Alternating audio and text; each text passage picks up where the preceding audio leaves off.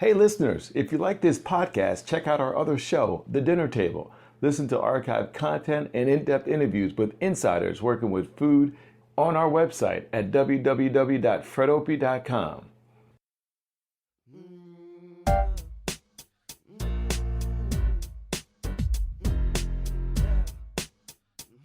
Welcome to The Study Table, a conversation about student athletes with insiders. I'm your host, Fred Opie. So we're talking with All-American, Hall of Famer, and a former teammate of mine, Todd Curry, who is a native of Camillus, New York, the home of West Genesee High School. Todd, thank you for joining us. Oh, glad to be here, Fred. What coaches do you tend to see yourself going back to your toolkit? You can say, I learned this from him, or I learned this from her. Probably one of the greatest influencers of lacrosse to me in that foundation sense is Mike Messer, my head coach at West Genny. So, teaching the little things that make a big difference. And as little kids at 5, 6, 7 years of age, it's talking about the ground balls, the picking up and moving the ball, advancing to your teammates. That makes the team better. Utilizing both hands, even though that might become a little bit controversial these days because there's a lot of great one-hand players, but learning how to play the game with both hands and become more dangerous. Things like that I kind of resort back to from Coach Messer's days. Did you work at the Show Park and that summer program growing up as well when we were teammates at Syracuse? Yeah, absolutely. Probably one of the first, I would consider, original summer programs it was for 6 weeks. I played in that program where you would basically play on 4x4 cages on 4 or 5 different fields that were not perfect fields, but certainly gave you the chance to play. And then secondly, the feedback system came from all the former players that went through West Genny that were out playing college lacrosse that worked there in the summer. So what you were getting outside just the experience of playing, but you were getting these college kids who played through Mike's system, and you were getting this consistent theme of how to play the game. And I think that was the root of really why that program took off. Every kid was learning basically the Coach Messer way or the West Genny way in that program for 6 weeks. And that started when you were playing, back then, the early days, if you were starting lacrosse at 11 years of age or 10, you were early. As we know now, you're starting at 4 or 5. But back then, I think that was one of the foundations of where West Genny built its power and domination on was everyone was being taught the same things consistently every summer by the same people who excelled in that program in lacrosse in general. Tell me about coaching your son. I've done the same thing. Most recently, I backed off. I've coached my son since he was in 2nd grade, and last year was the first year I had not coached him just because of dynamics that it seemed to me that he needed more room to be himself and to be independent. I know that's not the case with everybody, but there's a series that I'll be getting into, which is on coaching your son and coaching with your son. So tell me about that experience. How do you handle the dynamics of this is my son, but this is one of the kids I coach? Yeah, that's a debate that will go on forever, Fred, as you know. And I have always coached my son, and I often thought times very similar to you that maybe it would be best that I moved to the side a little bit.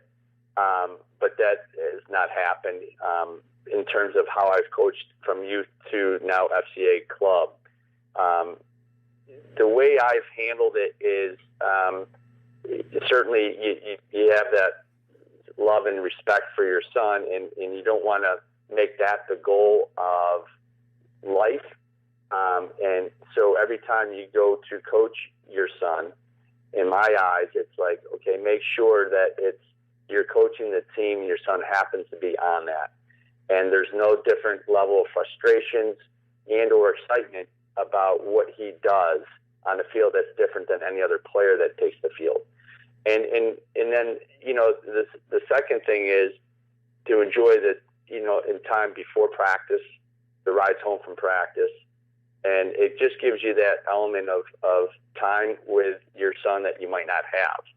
So to me, I separated really development from trying to make him the best player and become frustrated. I just try to enjoy the moments that we've had. And although that's tough, I've failed many times too on that front, but it's given us a great chance to live through the frustrations, but also the good times of being a person and also developing as a player. So to me, it's been wonderful. I do enjoy, however, having said that, I do enjoy going to watch him play Calvert Hall lacrosse in high school, where I don't coach him, and I literally just sit in the stands and get to watch him play and watch every move that he can make and watch him on the sidelines and not have to worry about anything other than just enjoying and watching what he's doing. Tell me, do you have more than one child playing lacrosse? I have 4 children, a boy, Brendan, and then 3 girls. And currently my other 2 girls are playing. I have not coached outside of maybe their first 2 years, because the games, the women's game is becoming so complex that I don't think I can add value. So I do get to just watch and enjoy their game and watch them develop into the little players that they are. How are you at watching your son's games? Is it something you're able to do with sitting down and being a parent, or does the coach's brain constantly stay on? No, I try to just enjoy the game. I will make notes in my head mentally, like if those things come up in conversation following the game, where he'd like to, ask me about what he thought or what I thought about the game. I will have a couple things that I think that are things that he'd want to hear. But I don't sit there and evaluate his game as much as I enjoy watching lacrosse and how he plays a part in it. And, the other part is when you watch as a parent, you just also hope that he comes out in one piece and, everyone's safe and healthy at the end of the game. So it's definitely a different mindset of watching versus coaching him. And I very much enjoy watching the game. And I don't try to evaluate too much other than just enjoy and watch him succeed. I really like the fact that you said you make a mental note and then you let him take the initiative, that you're not getting in the car and saying, okay, Brendan, this is what we need to work on. It sounds like you're saying you're sitting back and seeing, do you want to be coached, son? And if you do, you're going to have to ask me. That's right. And I've had too many years where I've been on the field with him, so I know that that's probably the best approach. And oftentimes we'll get to that, Fred. So I do know that he's going to want to be challenged a little bit, so he'll ask. And as long as they're asking, you're given the right to give feedback. And then it's the way you give it and in a positive, mindset. So I think that's important for all parents to really understand, is they're only going to listen if they want to hear it. And so unless they ask for it, then don't try to give it. Todd, you mentioned that you coach the FCA team. For those who may not know what that is, can you explain to them what the FCA team is and how that might be different from coaching other teams just because of the nature of FCA and their mission? Yeah, FCA is the Fellowship of Christian Athletes. This is a club team that, even given that it's FCA, it still is a tryout team. There's a national team where everyone plays. This particular FCA club team that was started by Brian Kelly has been really derived through, this being different outside just being lacrosse. It's about understanding God and his place in not just the sport, but also what you resemble as a player on the field and off the field. And each practice session, we have huddles where we talk about things from the Bible. We talk about how that might relate to their everyday lives. And as these kids are going through a lot of different things in their high school careers and just life in general, a lot of these things will apply to these kids. And so we try to take another level of commitment to not just the team as a lacrosse player, but people in general, and being more followers and good examples. And so the club team's been phenomenal. The kids are very much into it. The huddle leaders are post-college or in-college kids, take it incredibly serious, and they deliver great huddles to these kids, again, on a weekly basis. And, as far as I see these kids, they take this in, and they know that this is a little bit different, and we try to hold them to a different, level of regard. And when we fall short, we learn, and when we don't, it's a good feeling. So it's been a great experience for me and the kids. What's a huddle? You mentioned the term huddle. Yeah, so a huddle is just basically at the end of each practice. We call it a huddle. It's just we basically bring all the kids together, and we might have a scripture that we read, or there might be a topic that we're covering, where the huddle leader, which is typically a college kid that's still in college and or a post-college kid, that will deliver this topic, which has been preset by FCA Club, and we cover off on these topics after practice for 20 minutes, and then we talk about it, and then we end in prayer. And so once we end in prayer, the huddle's then over, and then everyone goes about their week. Mm-hmm. So your son is attending Calvert Hall. What year is he now? He's a junior. That has been, a number of many powerhouse lacrosse programs in Baltimore. First question I have for you is, from your vantage point as a guy from upstate New York, what's the difference in upstate New York lacrosse and Baltimore lacrosse in terms of style? I guess that's a hard one for me to answer, Fred, only because I haven't seen a lot of upstate high school lacrosse in 20 years, and so I've been watching a lot of Maryland lacrosse, and I can say this is that it's an incredibly finesse game here, and I'm sure it is in upstate as well. And the game's evolved so much from the 20 years of watching high school lacrosse back in upstate, but the lacrosse in general has just become a sport of tremendous athletes, tremendous amount of dedication and time towards the sport. It's a year-round sport for probably 80%, 90% of these kids, and that includes summers, winter, spring, summer, and fall. I mean, it's all over the place. And so these kids have gotten so good, and it's fun to watch. And they're skilled at the younger age. So I don't have a great comparison for you, because it's been one way. I've been watching it down here for so long, but I can tell you the game of lacrosse has elevated itself. It's becoming fast. It's skilled, and tremendous athletes play this game.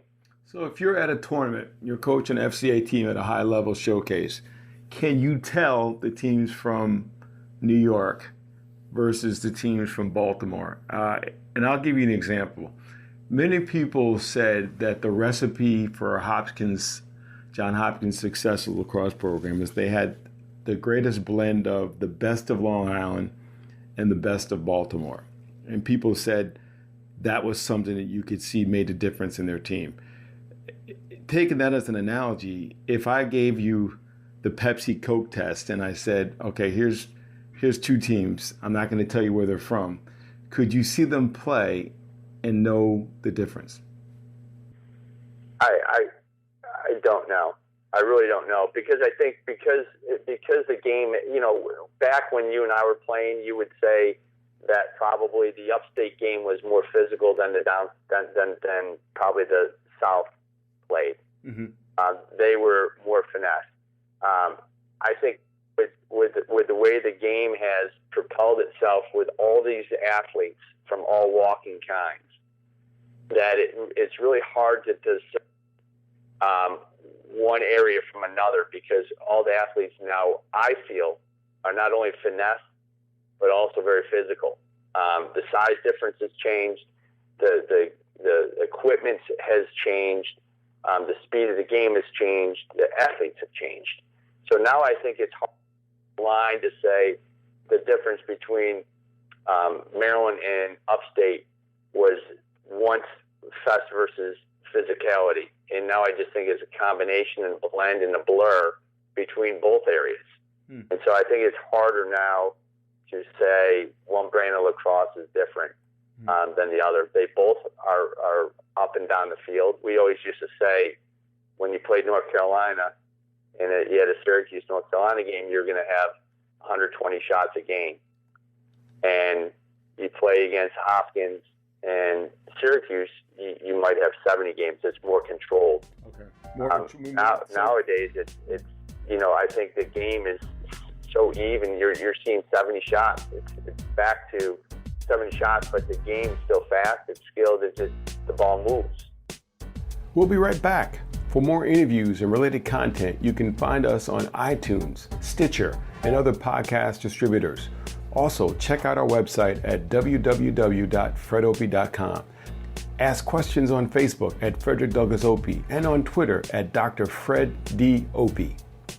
For information about advertising on the show, please email us at fdopie@gmail.com. That's fdopie@gmail.com.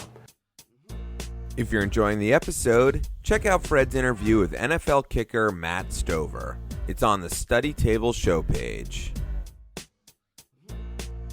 I love the fact that the game's taken up, because the likelihood, like I said, 0.08% of all the football players who play high school, right, can play in the NFL. Yeah. Well, he sees that. And why not go play football when I can play lacrosse? Even though I think football and lacrosse are great cross sports, I really think that you will be a better lacrosse player if you play football.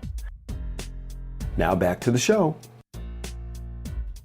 And that brings me to a question that I want to ask you. If I gave you a wand where you could change the rules of lacrosse, what would you do to make it a better game? Yeah, so you might not like this one, but what is it? Well, because you played some long pole, but I feel like that the transition in and out of the boxes slows the transition up and down the field.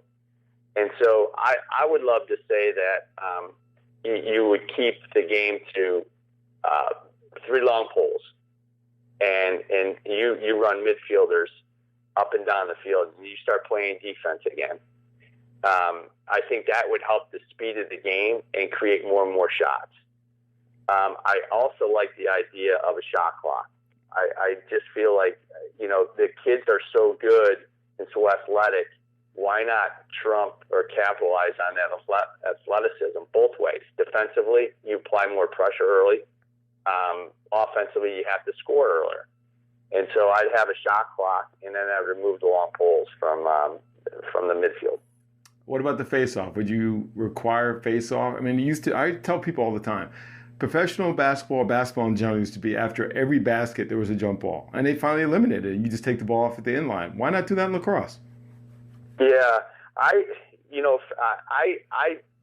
like the face-off, but I think if we eliminated just the long poles, the face-off is still important, but it would be outweighed by the fact that you'd have way more shots, way more transition, and that there's still an important part in the face-off, which is important for the way you plan for the end of the game, the way you plan for your second half based on the first half results of your face-off guys. I like the face-off. It's a skill position. and I know I get it. Like it would be interesting to have shot score and then you start with the ball. But to me, I think there's a lot that comes off the face-off transition. There's balls on the ground. You pick it up, you move it. I don't think the face-off guys are always going to get the ball. If you start having less long pulls, to me, the face-off then becomes you're offensive. So you're not just going to pull it out. So I like the face-off still. And for the record, I agree 110% with just 3 long poles. I have always felt that. You know, the days when guys like you would go both ways, and God pray for the kid who's running down and you're about to rap check him. He's in trouble. So I agree 100%. I mean, I think a number of players have shown that ability, and I think they excel. You know, I think of the U.S. team member from Towson. What's his name? Robbie Shack. Yeah, I'm thinking of Shack. I'm thinking of Paul Rabel. I'm thinking about, just a number of Kyle Harrison. The people who do it, I think, are just tremendous players. So I agree. You know, my philosophy, because I think you knew I was a high school attackman, that long stick defense was just an excuse to get the ball on the field so you could go the other way. That was my philosophy of life. So I agree with you 100%. So tell me, when you guys made the decision of where your son was going to go to high school, you, like me, went to public schools, and I'm going through that process right now of my kids applying to independent school, and me and my wife, who are the product of public schools, trying to wrap our heads around it. How did you end up with the decision to go to Calvert Hall? Was it your son driving that, or was it you driving that? You have so many good selections and programs. Why Calvert Hall?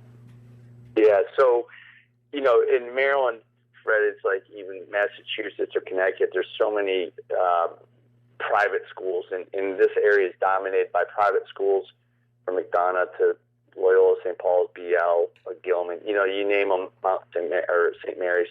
But and even the public schools are good, very good. But we made the decision that the best lacrosse we felt was in the MIAA, which is all the private schools. And we also felt like academically, for Brendan in the size of classes in that nature, that this was the best place to look. How we arrived at Calvert Hall was really difficult, just because there's so many great head coaches from, Andy Hillgartner, great friend of mine,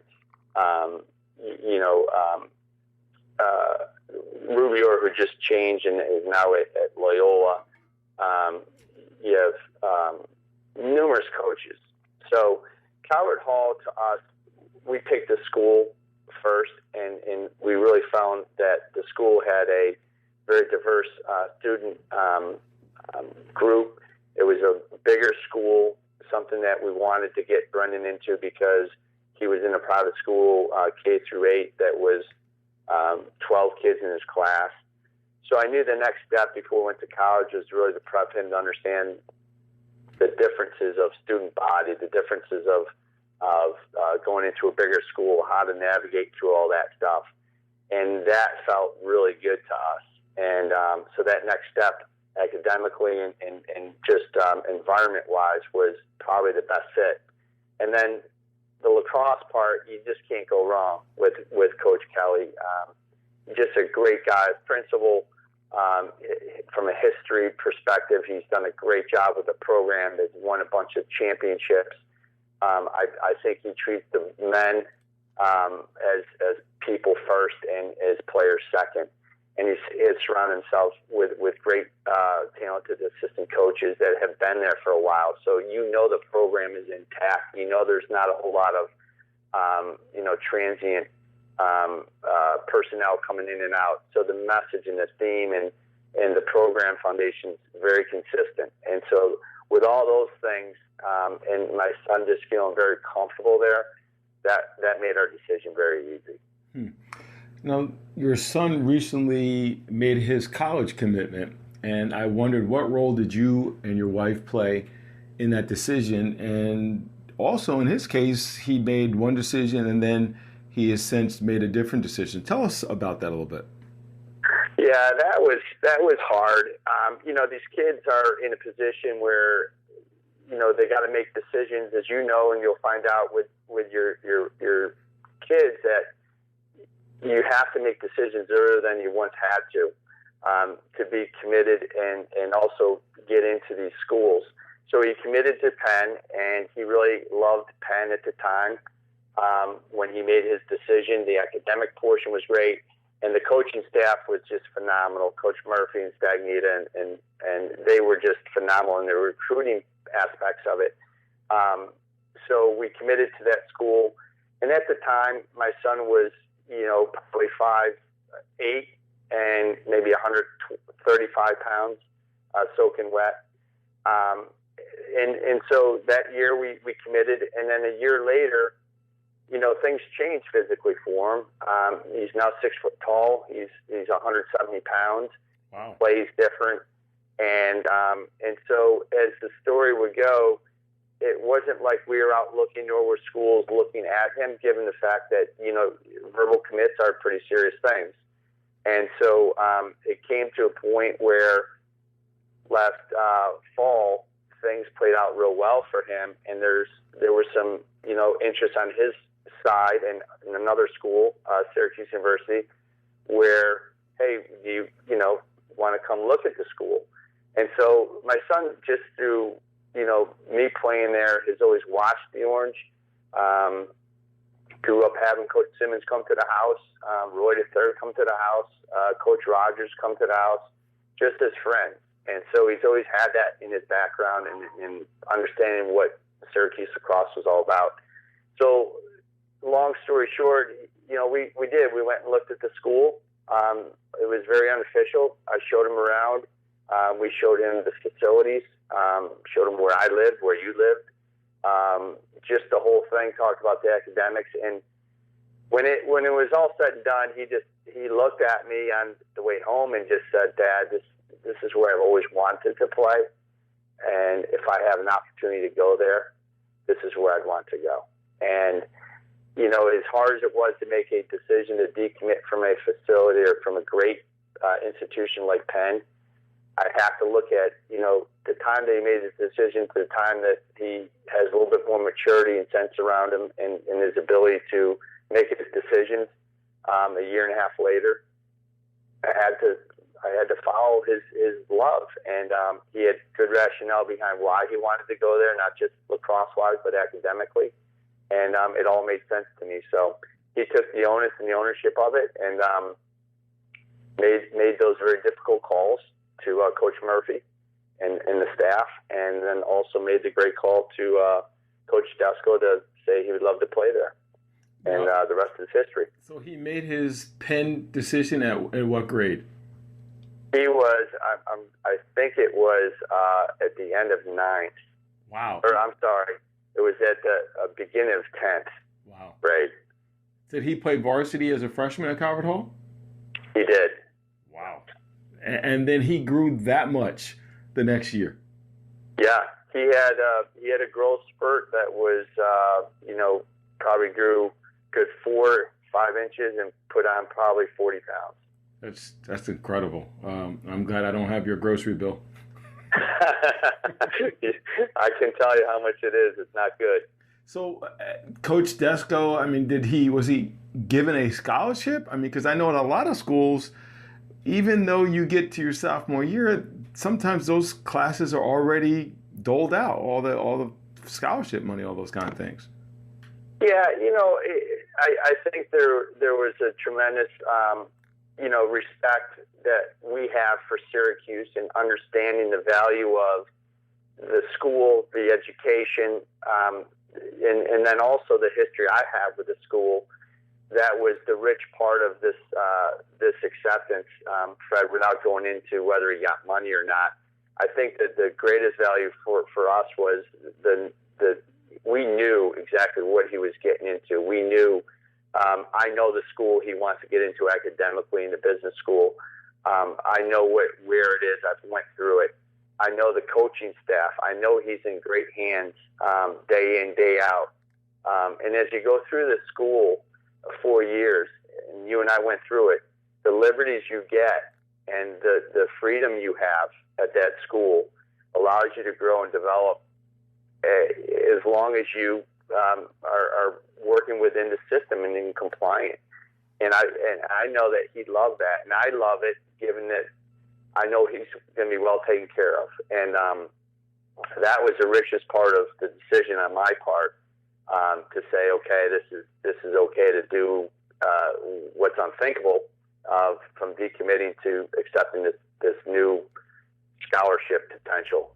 And so yeah, it was a tough decision, but they wanted him to be there, and we wanted to have Brendan there. So it was a great marriage early.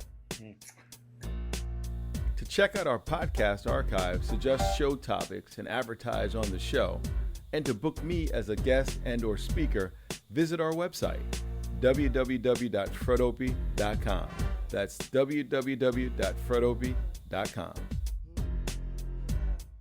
For information about advertising on the show, please email us at fdopie@gmail.com. That's fdopie@gmail.com. Thanks for listening, and be good.